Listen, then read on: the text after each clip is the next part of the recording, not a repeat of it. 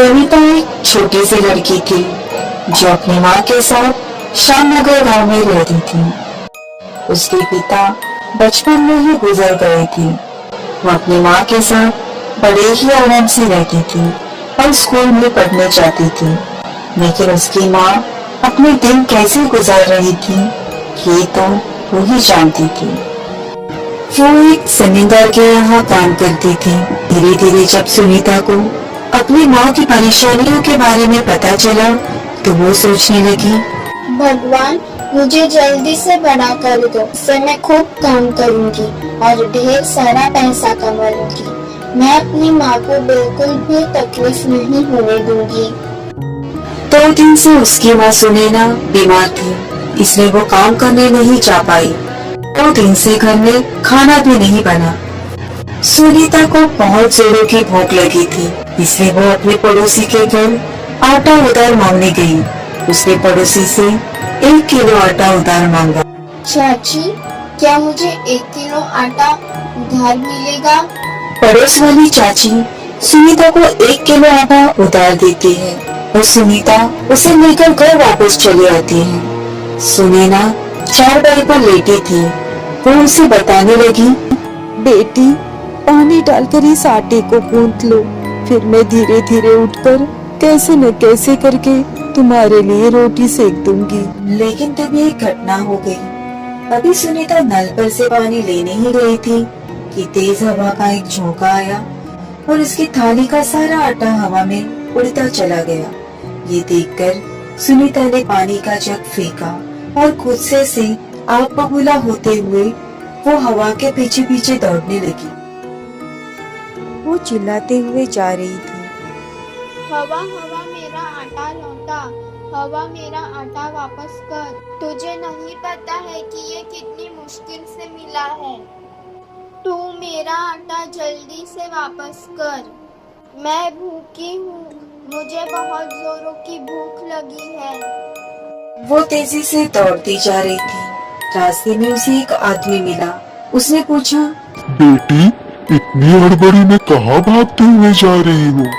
हवा मेरा आटा उड़ा ले गई है, मैं उसे पकड़ कर अपना आटा वापस लूंगी। सुनीता की बात सुनकर वो आदमी जोर जोर से हंसने लगा और बोला, हवा तो मेरे सिर की टोपी उड़ा ले गई। देखो, मैं गंजा और बिना टोपी का रह गया हूँ। उस आदमी की बातें सुनकर सुनीता को बहुत ही गुस्सा आया। उसने कहा, तुम जाओ भाड़ में, मैं तो अपना आटा लेकर ही रहूंगी। वो तेजी से बढ़ती जा रही थी। तभी रास्ते में एक और आदमी मिला। उसने कहा, बेटी, कहाँ भागते हुए जा रही हो?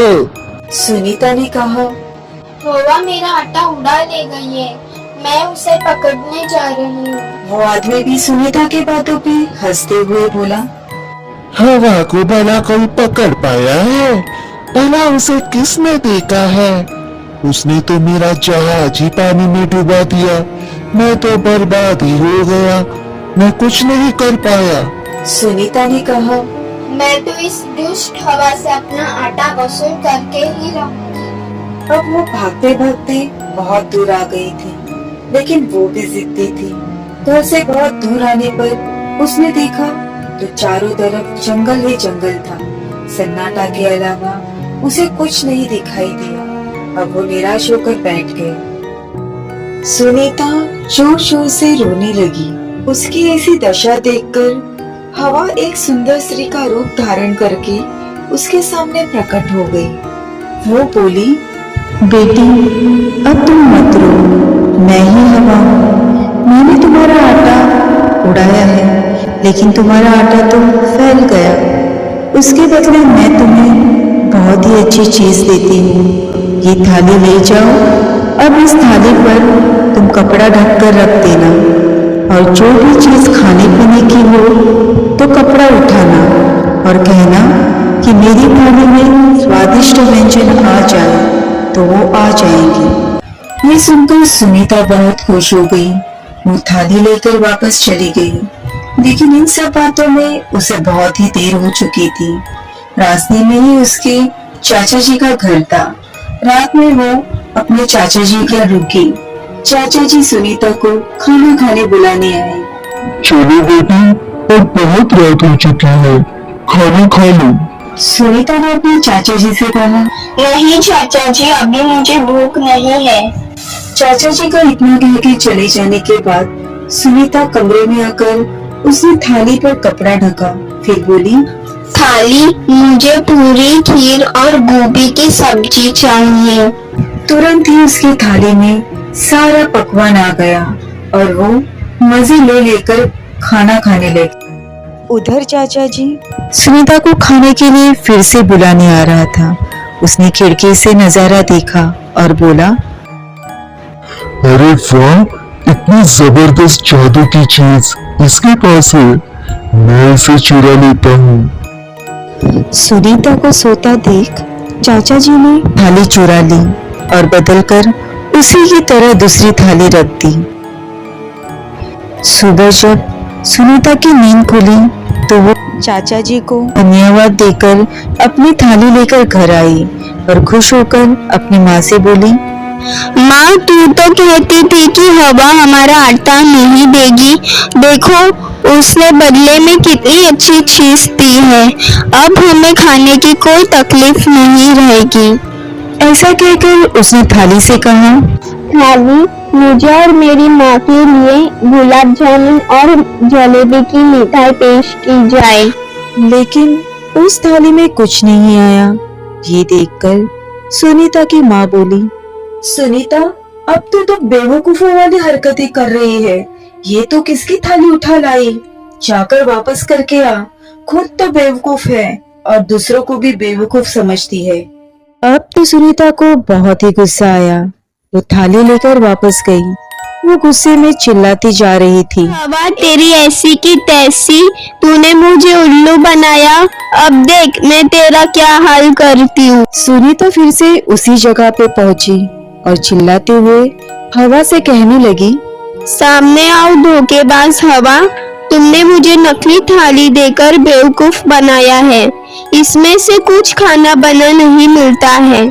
उसकी चीख पुकार सुनकर हवा प्रकट हो गई। वो सारा मामला समझ गई।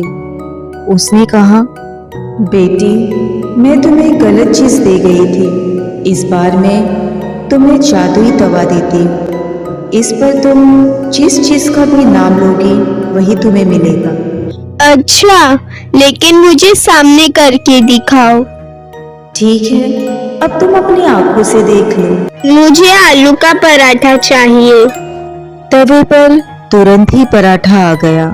सुनीता खुश हो गई। वो जादुई तवे को लेकर चलने लगी, लेकिन उसे अब फिर से देर हो चुकी थी। रास्ते में वो फिर चाचा जी के घर रुकी। चाचा जी मन ही मन बोले, लगता है ये अब की बार फिर से कोई जबरदस्त चीज लाई है। मजा आ गया, ये लड़की तो बहुत ही काम की है। उसने खिड़की से देखा कि सुनीता तवे से कह रही है, तवे मुझे आलू का पराठा चाहिए। उसे आलू का पराठा मिल गया और वो खाने लगी। रात में सुनीता सो गई। चाचा जी ने कहा, अब तो हमारे मजे हो गए, अब मैं इस तवे को चुरा लेता हूँ। वो कमरे के अंदर आया और उसने तवे को उठा लिया। अपने घर ले जाकर उसने जादुई तवे से कहा, मुझे आलू का पराठा चाहिए। आलू का पराठा आ गया। जैसे ही उसने आलू के पराठे उठाना चाहा, उसका हाथ तवे पर से चिपक गया। उसका हाथ जलने लगा। अब वो जोर जोर से चिल्ला रहा था, छोड़ो मुझे, छोड़ो। उसका हाथ जल रहा था और वो जोर जोर से चिल्ला रहा था, अरे कोई तो मुझे बचाओ, इस शैतानी तवे से मुझे बचाओ। लेकिन तवे से उसका हाथ छूट ही नहीं रहा था। वो जोर जोर से चिल्ला रहा था। ऐसा लगता था जैसे फेविकॉल से ही उसका हाथ चिपक गया हो। उसकी चीख पुकार सुनकर उसके घर के सारे लोग जाग गए।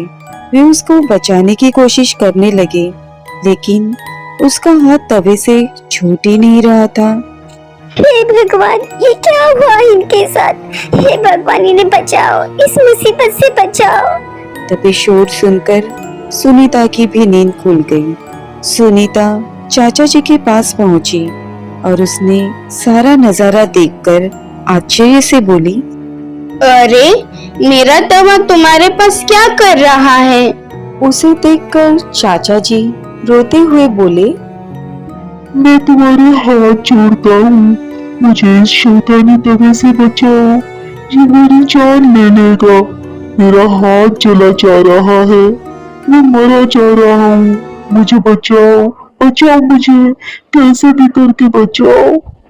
मैंने ही तुम्हारा तवा चुराया, मैंने तुम्हारी थाली भी चुराई है, वो जादुई थाली भी मेरे पास ही है, वो भी तुम ले जाओ, लेकिन मुझे बचाओ। ऐसा कहकर वो अपनी पत्नी पर चिल्लाया। अरे चुड़ैल, खड़ी खड़ी क्या तमाशा देख रही हो?